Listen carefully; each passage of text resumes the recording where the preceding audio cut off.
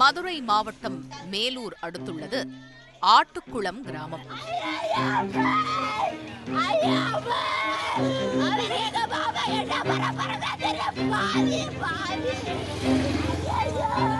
அந்த ஒற்றை பெண்மணி மட்டும் ஊரின் ஒதுக்குப்புறத்தில் இருந்த பகுதியில் கதறிக் கொண்டிருந்தார்.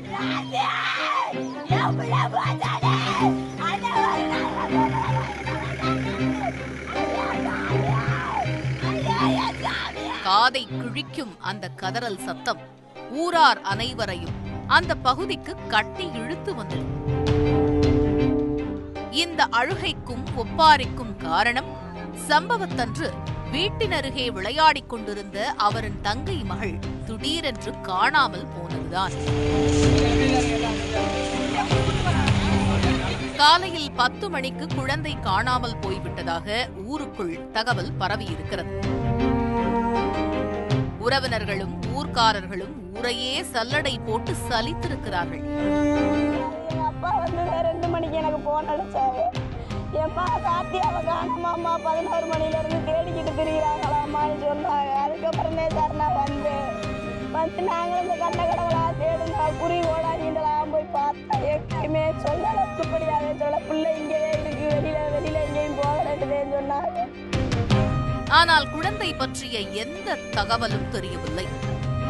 இங்கேதான் வந்து படுத்திருந்துச்சு பிள்ளைய ரெண்டும். தூக்கி கொண்டே டீ பலாரத்தை வாங்கியாந்து கொடுத்து தூக்கி கொண்டே விட்டுட்டு நான் வேலைக்கு போயிட்டேன். திரும்பி வந்து பார்க்கணும் பிள்ளைய காணோம்னுட்டாங்க. 1:30க்கு வந்தோம். 1:30க்கு வந்து பார்த்தா பிள்ளைய காணோம்னு சொல்லவுமே எங்களுக்கு நாங்கள் இந்த கடவே ஓடி திருந்தோம், ஆளை பார்க்க முடியல.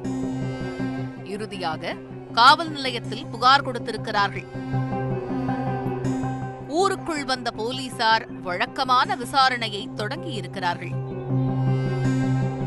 குழந்தையை கடைசியாக பார்த்தது யார் என்ற கேள்விக்கு அவரது தாய்தான் என்று பதில் வந்திருக்கிறது. சிறுமியின் தாயிடம் போலீசார் துருவி துருவி விசாரித்திருக்கிறார்கள். அவர் கூறிய தகவல் ஒட்டுமொத்த ஊரை மட்டுமல்லாமல் காவல்துறையினரையும் கதிகலங்க வைத்திருக்கிறது.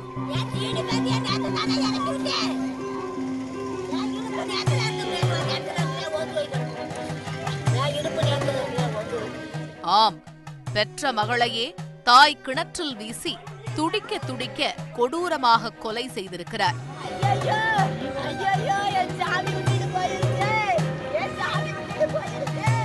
காலையில் தொடங்கிய விசாரணை இரவு வரை நீண்டிருக்கிறது. போலீசார் அந்த கொடூர தாயை சம்பவ இடத்திற்கு அழைத்து வந்து விசாரித்திருக்கிறார்கள். ஊருக்கு ஒதுக்குப்புறமாக இருந்த கிணற்றில் அந்த பிஞ்சு சடலம் மிதந்திருக்கிறது. இரவானதால் மீட்பு படையினரால் சடலத்தை மீட்க முடியவில்லை. அடுத்த நாள் காலை வரை காத்திருந்து சடலத்தை மீட்டிருக்கிறார்கள்.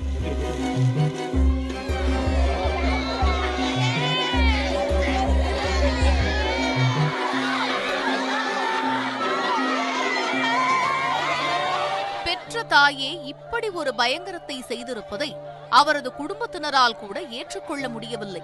கரித்து கொட்டி இருக்கிறார்கள்.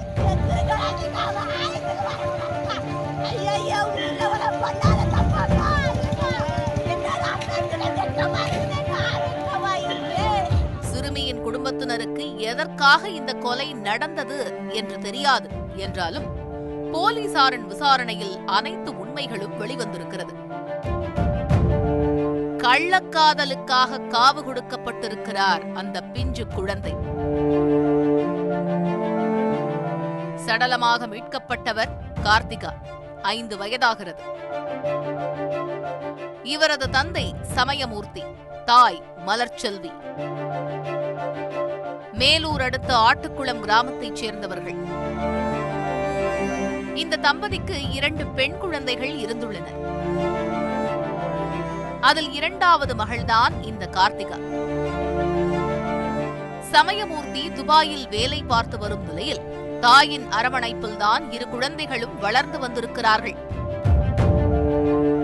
சமயமூர்த்தி வெளிநாட்டில் வேலை பார்த்து வருவதால் வருடத்திற்கு ஒருமுறை ஊருக்கு வந்து சென்றிருக்கிறார்.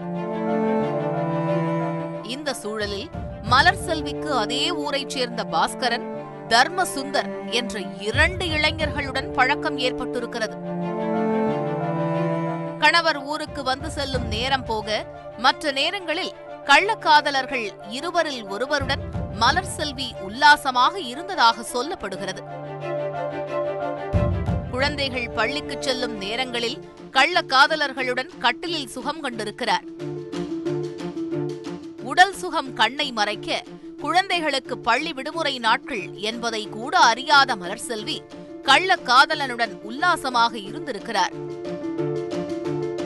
விளையாட சென்ற கார்த்திகா வீட்டிற்கு தண்ணீர் குடிக்க வந்தபோது அந்த கன்றாவி காட்சியை பார்த்திருக்கிறார். கார்த்திகா ஒவ்வொரு நாள் இரவும் தந்தையோடு பேசுவது வழக்கம்.